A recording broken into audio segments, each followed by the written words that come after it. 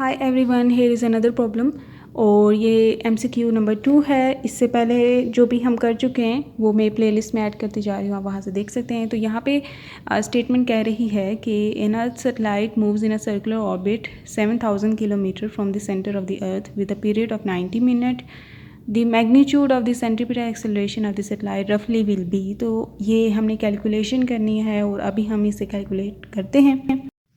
सो इस प्रॉब्लम में हमें रेडियस गिवन है, ठीक है। सेंटर ऑफ द अर्थ से हमेशा रेडियस लिया जाता है। अगर यहाँ पे आप सैटेलाइट ले रहे हो ना, तो ये सैटेलाइट इन्होंने बताया कि ये सर्कुलर मोशन कर रही है, ऑलमोस्ट सर्कुलर मोशन।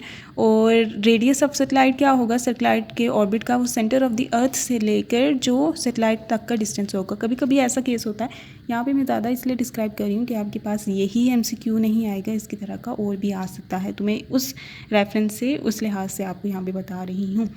तो इस चीज़ को हम बाद में भी डिस्कस कर लेंगे। तो आप हमेशा जो सैटेलाइट की हाइट है वो from the centre of the अर्थ से लेते होते हो एज द ऑर्बिट का radius of the satellite which is here 7000 kilometre. Sometimes ये होता है कि ये बताया जाता है कि सैटेलाइट इतनी हाइट पे है from the surface of the अर्थ, ठीक है। तो रेडियस ऑफ अर्थ हमें यहाँ से यहाँ तक डिस्टेंस पता होता है, वो 6400 किलोमीटर है।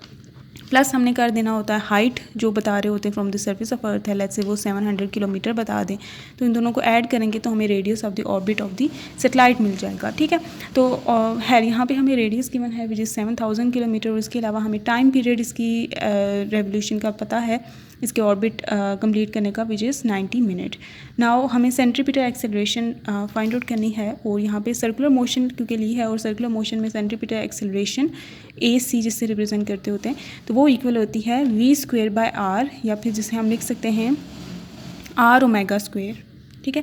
क्योंकि सेंट्रीपिटल फोर्स हमें पता है MA इक्वल होती है mv²/r। तो ये M कैंसिल करें तो जो A बच जाएगा वो सेंट्रीपिटल एक्सेलरेशन होगी। और यहाँ पे V हमें एंगुलर जो टर्म्स होती हैं उसमें पता है कि वो r⍵ होता है। तो V की जगह आप जब r⍵ पुट करेंगे उसका स्क्वायर बनेगा r²⍵² एक r कैंसिल, तो यहाँ पे r⍵² बन जाता है, जिसमें फर्दर ऑन ओमेगा जो है आपको पता है वो 2πf के इक्वल होता है, ठीक है। तो यहाँ पे f जो है वो 1/t के इक्वल होता है। तो यहाँ पे आप पुट करें तो 2π1/t पुट करें तो ये बन जाएगा। तो यहाँ पे अगर आप पुट करें, क्योंकि जो डाटा गिवन है उसके अकॉर्डिंग आपने लेना है, तो ये 2π/t का स्क्वायर बन जाएगा विच इज़ r 4π² तो ये सारी वैल्यूज़ हम यहाँ पे पुट करते हैं तो हमें पता चलता है r है 7000 किलोमीटर, 10⁻³ होता है किलो, मीटर्स में आपने पुट करना होता है ना उसका ऐसा unit, 4π² divided by t²। t हो यहाँ पे हमें गिवन है 90 मिनट, जिसे आपने सेकंड्स में करना है।